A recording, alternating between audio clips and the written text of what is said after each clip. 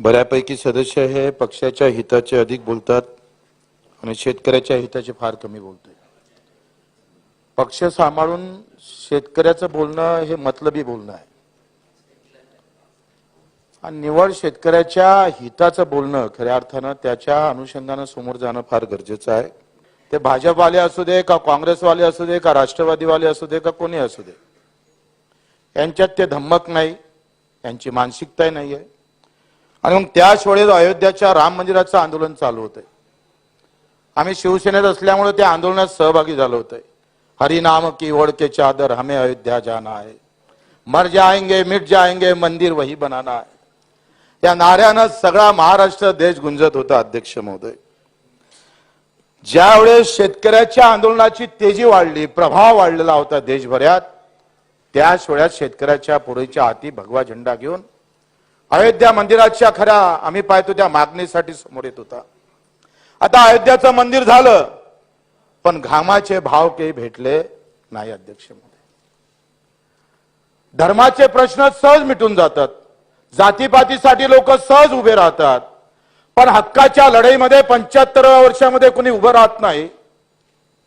हे सगळ्यात मोठी शोकांकित आहे. अध्यक्ष महोदय, आज जे लोक इथं मागणी करताय, मला काँग्रेसवालेचा मोर्चा दिसला, मला चांगलं वाटलंय, तुमच्या हाती शेतकऱ्याचा दंडा दिसलाय.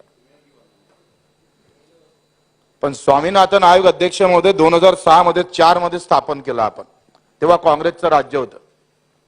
काँग्रेसने स्वामीनाथन आयोगाला स्वीकारला, स्थापना आपण केला, स्वीकारला नाही. 2 वर्षामध्ये या स्वामीनाथन आयोगाचे 6 रिपोर्ट, 6 अहवाल सादर केले. अध्यक्ष महोदय, आणि 6 अहवाल सादर केल्यानंतर त्या स्वामीनाथन मधला एकही विषय काँग्रेसने पूर्ण केला नाही, भाजपने पूर्ण केला. तुम्ही मला पाठिंबा काढणारे तुम्ही मला सांगू शकत नाही. हम किसी के गुलाम नहीं है. अध्यक्ष महोदय, लक्षात घ्या, काय म्हणत होते स्वामीनाथन, 50% नफा धरून भाव द्या. मोदीजी पहिला पंतप्रधान व्हायच्या अगोदर यवतमाळला आले आणि सांगितलंय, भाइयों और बहनों, किसान भाइयों, 50% मुनाफा लेकर भाव मिलेगा, दाम मिलेंगे. 50% नफा तर 16. अध्यक्ष महोदय, आम्ही जर आज आमच्या हमी भावाची विषय केला, म्हणजे खरं इमानदारीने जर आम्ही शेतकऱ्याचे पुत्र असन, त्याची औलाद असन आणि मायचं रक्त, आमच्या बापाचं रक्त आमच्या अंगात असन, तर इमानदारीने उभं राहायला पाहिजे शेतकऱ्याच्या बाजूने. अध्यक्ष महोदय, आम्ही 2022 आणि 23 मध्ये शिफारस केली कापसाच्या भावाची 8,886 रुपये, 15% नफा धरून. अध्यक्ष महोदय, आता 22-23 मध्ये 8,886 रुपयाची शिफारस करतोय 15% नफा धरून, आणि केंद्रानं भाव जाहीर केले 6,380 रुपये. गिरीशजी महाजन नाही आहे, 5 वर्ष अगोदर ते 6,000 रुपये भाव मागत होते, उपोषणाला बसले होते, आणि आता ते 6,000 5 वर्षानंतर भेटले.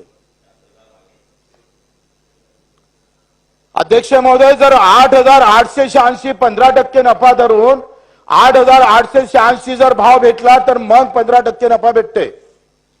आणि केंद्र जाहीर करतं 6,380 रुपये, 2,000 रुपयाचा फरक आहे. अध्यक्ष महोदय, एका क्विंटल मागे 2,000चा 15% नफा भेटला नाही, मायनस मध्ये गेलो. अध्यक्ष महोदय, बगर नफ्याचा माल विकावं लागतं मला. अध्यक्ष महोदय, लाज वाटतंय मला इथं बसताना.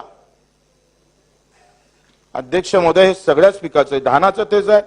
धानाची शिफारस झाली 4,450 रुपयाची, आणि भाव जाहीर करतं केंद्र सरकार 2,040 रुपये. आम्ही कोणत्या तोंडाने बोलायचंय? आम्ही पक्षाचे आहे म्हणून बोलतोय का शेतकऱ्याचे म्हणून बोलतोय? सरळ सरळ आमची हिंमत नाही, कारण तिकीट मागायला जावं लागतं ना तिकडे, नाही तर तिकीट भेटत नाही तुम्हाला. कोणत्याही पक्षाचे असू द्या. ते सोयाबीनचे हाल आहे.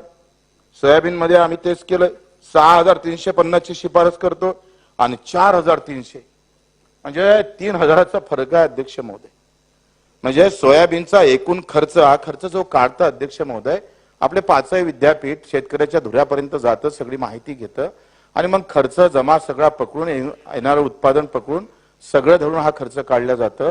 तो खर्चही जर आमचे निघत नसेल तर आमच्या ह्या चर्चेला अर्थ काय? अतिवृष्टी झाली, जनावरांना खाल्लं, अधिक काय केलं त्याची चर्चा होते, पण सरकारनं धोरणानं किती मारलं गुलाबराव, इसकी चर्चा नाही होती. कारण धोरणं हे पक्षातलं सरकार ठरवत असतं आणि आमची अवकात नाही आहे पक्षाच्या विरोधात बोलायची. आम्ही सगळे शेपूट घालून उभे आहोत इथे. अध्यक्ष महोदय, आता अध्यक्ष महोदय हे काँग्रेसच्या काळात हेच होते आणि त्या काळात या काळात तेच आहे. अध्यक्ष महोदय, तुम्ही सांगतो 2000 मध्ये सोयाबीनचे भाव 4500 होते आणि 2023 मध्ये दादा सोयाबीनचे भाव 4500 आहे. अरे 2000 मध्ये तेवढेच भाव, 2023 मध्ये तेवढेच भाव. तेच व्यवस्था आम्ही पाहतोय. संत्र्यामध्ये 30,000 रुपये प्रति टन होतं 2000 मध्ये आणि 2023 मध्ये 30,000 प्रति टन आहे. काहीच बदल नाही. अध्यक्ष महोदय, कापूस 10,000 प्रति क्विंटलवर गेला होता, आता 6,000 गेला. म्हणजे वाढायला पाहिजे. या सगळ्याच्या मध्ये सगळे खर्च वाढले पण आमचे भाव कमी झाले. अध्यक्ष महोदय, शुक्र माना तुम्हाला लोक फिरू देतं, कारण तुम्ही आम्ही सगळ्या पक्षानं सगळ्या लोकांना जातीत गुंतून ठेवलं, धर्मात गुंतून ठेवलं, हिरव्या आणि भगव्या निळ्याच्या रंगात गुंतून ठेवलं. अध्यक्ष महोदय, आणि तुम्ही फार व्यवस्थित फाळणी केली आहे शेतकऱ्याची. त्याच्या डोक्यात त्याचा शेतकरी हा यूज देत नाही. तुम्ही इतके हुशार झाले राजकारणी लोक का जात एवढी आणि धर्म एवढा टाकला का याच्यातून त्याला गोल करण्याचा प्रयत्न केला. चना 4,500 होता, आता 4,700 झाला. तूर 14,500 होती आणि आता 10,000 झाला. आणि पेट्रोलचे भाव किती झाले? 2000 मध्ये 66 होते, 107 लिटर झाले. पेट्रोल वाढलं. अध्यक्ष महोदय, डिझेल 56 वरून 97 वर गेलं. डीएपी खत होतं ते 482 होतं, आता 1350 झालं. खर्च दुप्पट होता. अध्यक्ष महोदय, 400चं खत 1300 रुपयाला विकावं लागतंय. 2000 मध्ये खताचे भाव वाढले. अध्यक्ष महोदय, 10-26चं खत होतं 365, 1700 वर गेलं. 18-10 412 होतं, 1300 गेलं. तुम्ही भिकारचोड योजना आणताय. कोणत्या काय क्विंटलातून धान्य दे, हे दे, तसं दे. ह्या भिकारचोड धंदा कोणा सांगितलं तुम्हाला? कोणा सांगितलं? मागितलं मी तुम्हाला 2 रुपये किलो गहू द्या म्हणून? कोण मागितलंय? अरे लुटाचं क्विंटलानं आणि द्याचं किलोनं. ही सगळी हकीकत अध्यक्ष महोदय आपण बदलवले पाहिजे. शेणखताचे भाव 2500 वरून आज आम्ही पाहतोय 7,000 वर गेले. अध्यक्ष महोदय, प्रत्येक गोष्टीचा अभ्यास केला. अध्यक्ष महोदय, का आता मोदीजींना म्हटलं होतं make in India, made in India. मग make in India, made in India मध्ये कांदा बसत नाही का? अध्यक्ष महोदय, ही घोषणा कांद्यासाठी का लागू नाही होत? अध्यक्ष महोदय, मग आमच्या भारतातला सगळा बाहेर कसं जाता येईल? आम्ही मोठ्या मोठ्या गोष्टी करायच्या, पण कांद्याला मात्र निर्यात बंदी करायची का? शहरातले लोक लढ घेऊन बसले म्हणून घबरावतात. यायला लाज नाही वाटत का? कांदा महाग झाला तर मरत नाही कोणी, काही खा, मरतं काय? मग कांद्यावर निर्यात बंदी सरकारला माहित होतं. सगळे आकडे आले. अध्यक्ष महोदय, $800 तर निर्यात शुल्क वाढवलंच, पण नव्हे एका पाठोपाठोमाग किती निर्णय घेतले सरकारनं बोलता येत नाही. मी सत्तेमध्ये आहे, मी पाठिंबा दिलाय, पण बापासोबत बेमान व्हाव का पक्षासोबत बेमान व्हाव? शेतकऱ्यासोबत बेमानी कराव का पक्षासोबत बेमानी? मायनं सांगितलं पक्षासोबत बेमानी केली तरी चालतं, पण शेतकऱ्यासोबत बेमानी गुलाबराव करू नका. आणि मग आम्ही पाहतो 31 मार्चला अधिक निर्णय घेतला. म्हणजे आपण 8 डिसेंबरने निर्णय घेतला का 31 मार्च? सरकारला माहित होतं का डिसेंबर जानेवारी मध्ये कांद्याचे भाव वाढणार आहे आणि कांदा वाढला तर निवडणूक समोर आहे. कांद्यानं अटल बिहारी वाजपेयीचं सरकार पाडलं, नंतर आणीबाणीच्या काळात पुन्हा कांद्याचे भाव वाढले होते, तर इंदिरा गांधीजीनं तेव्हा निर्यात बंदी आणली. म्हणजे कांद्यावर निर्यात बंदी आम्ही पाहतो इंदिरा गांधीजी पासून तर अटल बिहारी पासून तर आतापर्यंत चालूच आहे. कारण खाणाऱ्याचा विचार होतोय, खाणाऱ्याला घबरावतोय. जो 2.5 इंच जमीन नागरात टाकते, जमिनीत नागर टाकते अध्यक्ष महोदय, त्याला हे सरकार घबरावत नाही, कारण तुम्ही त्याला जातीचे झेंडे हाती दिले म्हणून. अध्यक्ष महोदय, आज कांद्याचे भाव निर्यात बंदी झाली नसते अध्यक्ष महोदय, तर कांद्याचे भाव 3-4 हजार रुपये क्विंटल जाऊन आम्ही शेतकऱ्याला 2 रुपये किलो द्यायचे. कायचं आरक्षण पाहिजे हो? 15 ते 20 हजार रुपये क्विंटलनं जर बघ आमचा कापूस गेला, 10,000 क्विंटलनं सोयाबीन केला, 15,000 क्विंटलनं तूर गेली, तर आम्ही तर हे सगळे सहकारी नौकर विकत घेतोय. रोज याची काय अवकात आहे? पण आम्ही पाहतोय का शेतकऱ्याचं भलं करता आलं नाही म्हणून आज आरक्षणाच्या मागण्या वाढत चालल्या अध्यक्ष महोदय. आणि म्हणून आपण लक्षात तसंच तुम्ही पाहतोय आमचा संत्रा 4,000 टन निर्यात व्हायचं. 4,000 टन. बांगलादेशानं 88 रुपये प्रति किलो निर्यात शुल्क लावले. 800-400 टन पण संत्रा निर्यात नाही झाला. आणि मग या सगळ्या पट्ट्यामध्ये संत्र्याचे झाडं उपळणं सुरू झाले. आम्हाला मार्केटिंगची व्यवस्था नाही आहे. सगळ्या आम्ही जर एकंदरीत व्यवस्थित केली तर संत्र्याच्या कलमा चुकीच्या निघतंय, त्याच्यात सुधारणा करत नाही. पॅकेज त्याच्यासाठी दिलं पाहिजे. अध्यक्ष महोदय, मी जास्त भाषण नाही करणार आहे, पण आपण हे लक्षात घेतलं पाहिजे. ते पान पिंपरीवाले मग सावरकरनं सांगितलं, त्या अधिकाऱ्याला माहितच नाही त्या अकोल्यामध्ये पान पिंपरी पीक होते. त्या अधिकारी आम्ही त्याला फोन केला, म्हणजे पान पिंपरी म्हणजे काय असतं. म्हटलं पहिले थोबाडीत मारतो मग सांगतोय. काय कशा पद्धतीनं अध्यक्ष महोदय, दादा तुम्ही बजेट जाहीर करताय, आपलं भांडवली उत्पन्नामधून 1 लाख रुपये भेटतं काही कर्ज गिर्ज घेऊन. एकूण 5 लाखाचं बजेट आहे आणि 5 लाखामध्ये 20 लाख शेतकऱ्यासाठी, 20 लाख कर्मचाऱ्यासाठी. कारण तुम्ही याच्यावर बोलणार नाही. तुम्हाला माहित आहे 20 लाख कर्मचारी अंगावर येतं, हे मत मारणार नाही, हे बोंबलणारे असतात आणि हे सगळेचा खाना खराब करून टाकते आणि तुम्हाला बोलता येत नाही. तुम्ही स्वामीनाथन आयोग मंजूर नाही केला 2004 पासून, पण कर्मचाऱ्याचा 6वा 7वा 8वा आता 9वा मंजूर करा, काही हरकत नाही. मग आज आम्ही पाहतोय बजेट मधले अध्यक्ष महोदय असं का करताय तुम्ही? हे बरोबर नाही आहे. तुम्हाला पक्षाचे बाई काही बंधनं दिसतं मला वाटतं अध्यक्ष महोदय. लगेच बांध, तुम्हाला वाटतं आपल्या सोयीचा नाही आहे, बस खाली. अध्यक्ष महोदय, आपण जर लक्षात घेतलं तर सॅलरीवरचा खर्च, वेतनावरचा खर्च जर पाहिला तर 1,28,000 आहे. 1,28,000. आणि पेन्शन घरी बसून पेन्शन आपण देतोय कर्मचारी अधिकाऱ्याला 45,000 कोटी. बजेटमध्ये 5 लाखाच्या बजेटमध्ये आम्हाला फक्त आमच्या शेतकऱ्याच्या वाट्याले 23,000 कोटी आले. मार घोषणा करतोय, आता घोषणा होईल वाटप. अरे आमची संख्या 5 कोटी आहे ना. शेतकरी शेतमजुराची संख्या 5 कोटी, त्याला वर्षाला भेटते 23 ते 30,000 कोटी. बाका वाजवताय तुम्ही. 5,000 रुपये हेक्टरी मदत करायची, 20,000 रुपये हेक्टरी मदत, याची काही गरज नाही अध्यक्ष महोदय. अध्यक्ष महोदय, बजेटमध्ये आमच्या शेतकऱ्याचं स्थान काय आहे?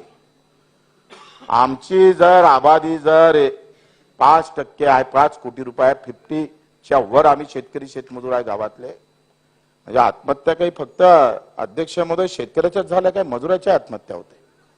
कारण ज्या शेतकऱ्यावर जो अवलंबून आहे मजुरी, तो पण मरतोय अध्यक्ष महोदय.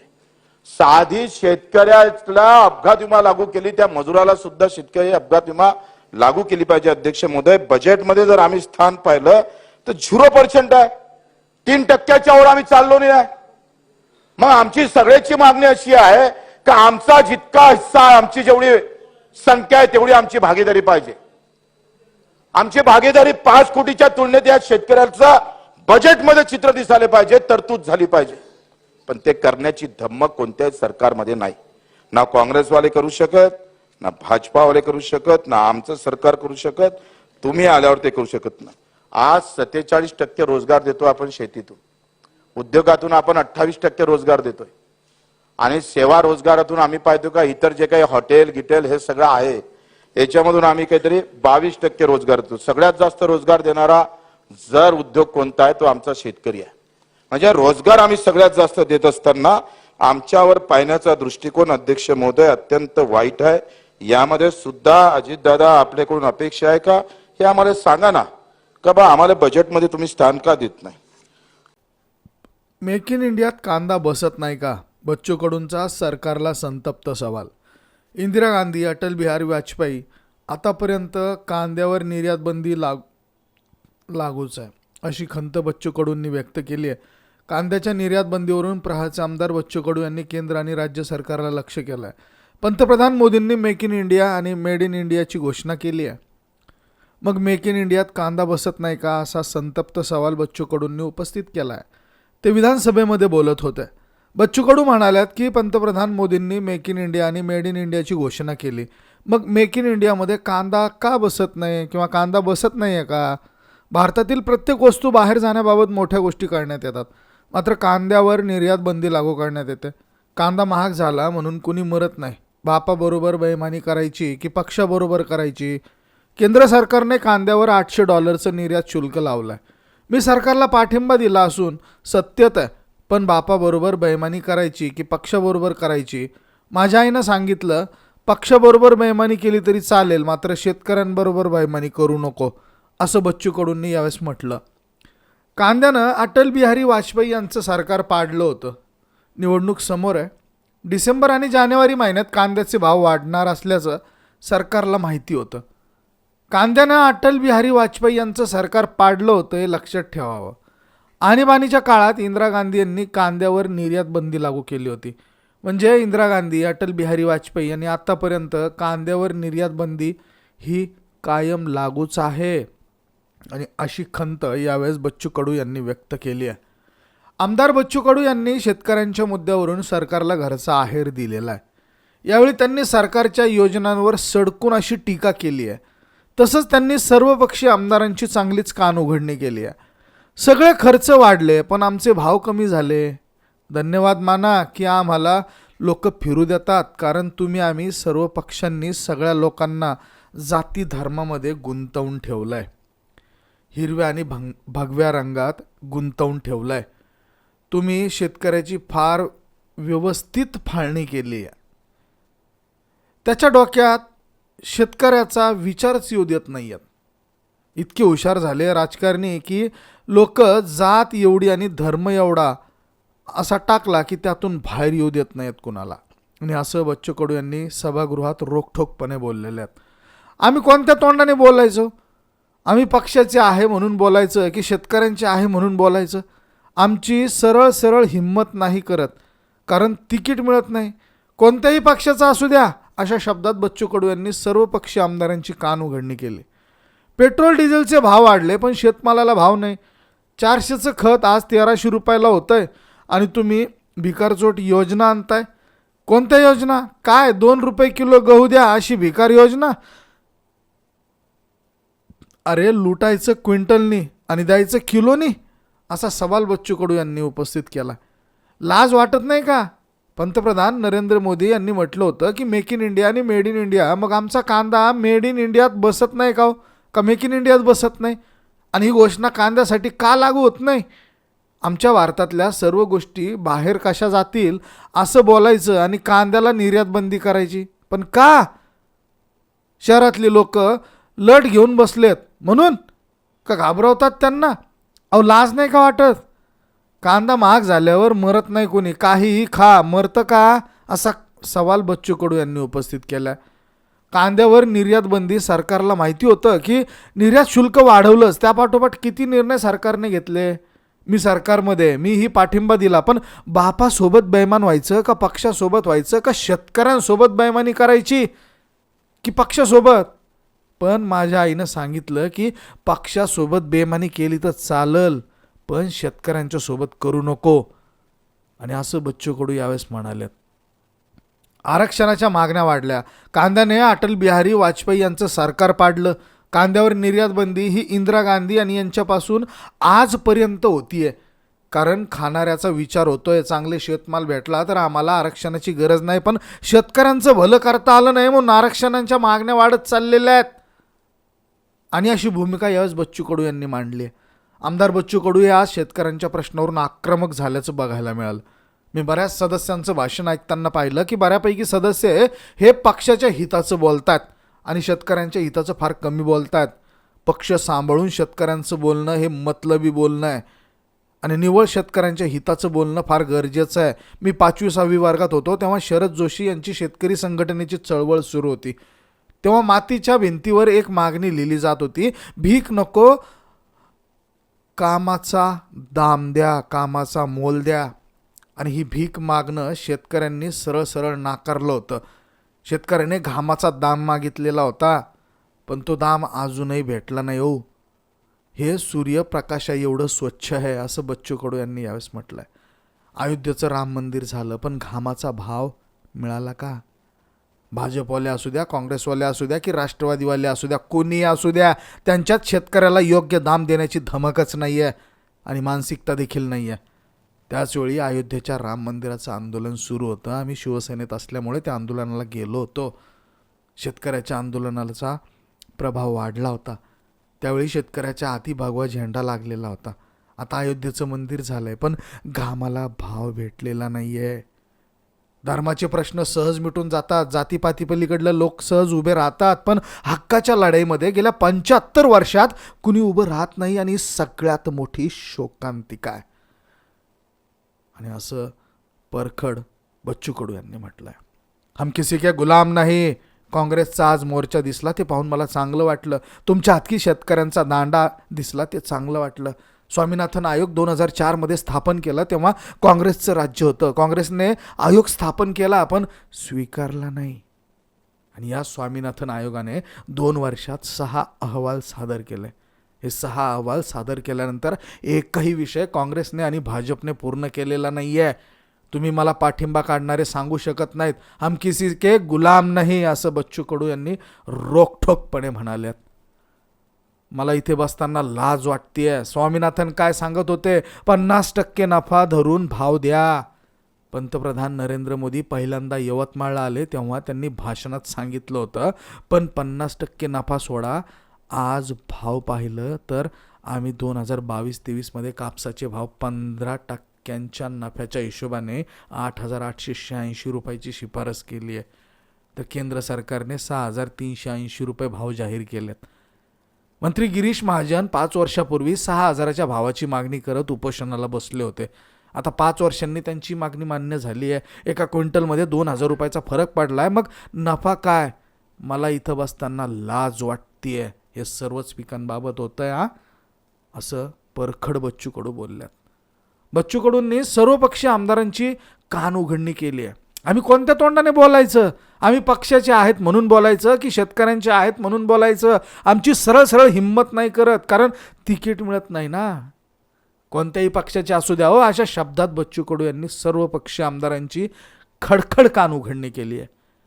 सगळे खर्च वाढले पण आमचे भाव कमी झाले. धन्यवाद माना की तुम्हाला लोक फिरू देत आहेत, कारण तुम्ही आम्ही सर्व पक्षांनी सगळ्या लोकांना जाती धर्मात गुंतवून ठेवलंय, हिरव्या आणि भगव्या रंगात गुंतवून ठेवलंय. तुम्ही शेतकऱ्यांची फार व्यवस्थित फाळणी केली आहे. फाळणी. त्यांच्या डोक्यात शेतकऱ्याचा विचारच येऊ देत नाही आहेत. इतके हुशार झालेत राजकारणी लोक की जात एवढी आणि धर्म एवढा टाकलाय की त्यातून बाहेरच येऊ देत नाही आहेत कुणाला.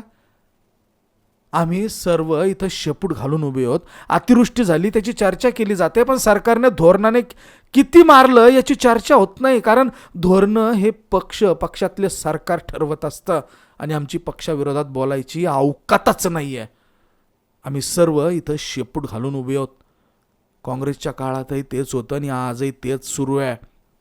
पेट्रोल डिझेलचे भाव वाढलेत पण शेतमालाला भाव नाही भेटत. 400चं खत 1,300 रुपयाला होतं आणि तुम्ही भिकारचोट योजना आणतात. कोणत्या योजना? 2 रुपये किलो गहू द्या अशी भिकारचोट योजना द्या म्हणून कोणी सांगितलं? अरे लुटायचं क्विंटलनी आणि द्यायचं किलोनी. लाज नाही का वाटत? अहो, पंतप्रधान मोदी यांनी म्हटलेलं होतं की मेक इन इंडिया आणि मेड इन इंडिया. मग आमचा कांदा मेड इन इंडियामध्ये बसत नाही का? ही घोषणा कांद्यासाठी का नाही लागू होत? आमच्या भारतातल्या सगळ्या गोष्टी बाहेर कशा जातील असं बोलायचं आणि कांद्याला निर्यात बंदी करायची. अरे का? शहरातली लोक लढ घेऊन बसलेत म्हणून का घाबरवतात त्यांना? लाज नाही वाटत का? कांदा महाग झाल्यावर मरत नाही कोणी, काहीही खा मरतं का? असा सवाल यावेळेस बच्चू कडूंनी उभा केलाय. कांद्यावर निर्यात बंदी सरकारला माहीत होतं. निर्यात शुल्क वाढवलंच. त्यापाठोपाठ किती निर्णय सरकारने घेतले. मी सरकारमध्ये मी पाठिंबा दिलाय, पण बापासोबत बेईमानी व्हावं की पक्षासोबत व्हावं? का माझ्या शेतकऱ्यांसोबत बेईमानी कराल की पक्षासोबत? पण आहे ना, पण माझ्या आईनं सांगितलंय की पक्षासोबत बेईमानी केली तरी चालेल पण शेतकऱ्यांसोबत करू नको. आणि म्हणून आरक्षणाच्या मागण्या वाढायला लागल्यात. कांद्याने अटल बिहारी वाजपेयी यांचं सरकार पाडलं होतं. कांद्यावर निर्यात बंदी ही इंदिरा गांधी यांच्यापासून होत होती, कारण खाणाऱ्याचा विचार होतोय. चांगले शेतमाल भेटला नाही तर आम्हाला आरक्षणाची गरज पडणार नाही. पण शेतकऱ्यांचं भलं करता आलं नाही म्हणून आरक्षणाच्या मागण्या वाढत चालल्यात अशी भूमिका यावेळेस बच्चू कडूंनी व्यक्त केली आहे. मंडळी, बच्चू कडू यांनी ह्या सगळ्या महत्त्वाच्या प्रश्नावरती अत्यंत प्रभावीपणे आज हे भाषण मांडलेलं आहे. हे भाषण निश्चितच खूप खूप खूप आवडेल तुम्हाला, त्यामुळे पूर्ण बघा. धन्यवाद.